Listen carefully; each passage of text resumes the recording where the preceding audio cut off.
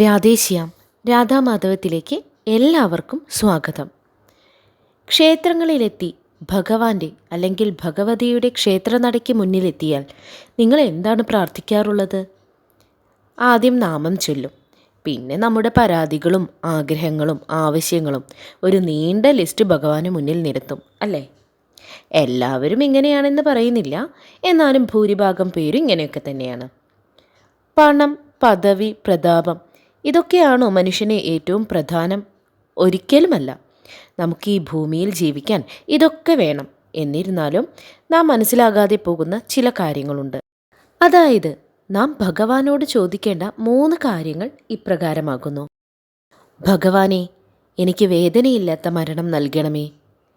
രണ്ടാമത്തെ കാര്യം, ഭഗവാനെ, മറ്റുള്ളവരെ ആശ്രയിക്കാതെയുള്ള ഒരു ജീവിതം അങ്ങ് എനിക്ക് നൽകണമേ.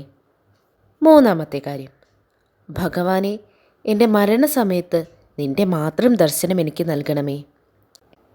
എൻ്റെ ഈ 3 പ്രാർത്ഥനകൾ അങ്ങ് എനിക്ക് സഫലമാക്കി തരണമേ.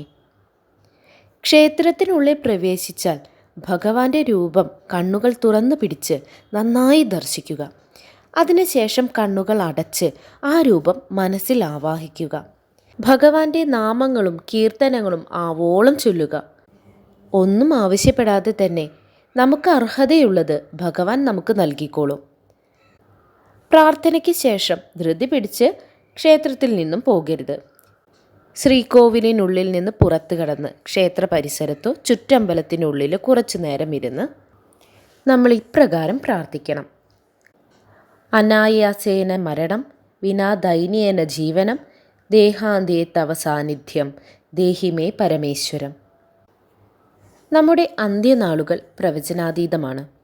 മരണസമയത്ത് പണം, പദവി, പ്രതാപം, ബന്ധുക്കൾ ഇതൊന്നും ഒരുപക്ഷെ നമ്മുടെ കൂടെ ഉണ്ടാകണമെന്നില്ല.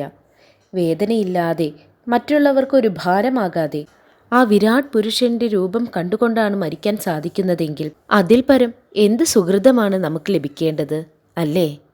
സർവം കൃഷ്ണാർപ്പണമസ്തു.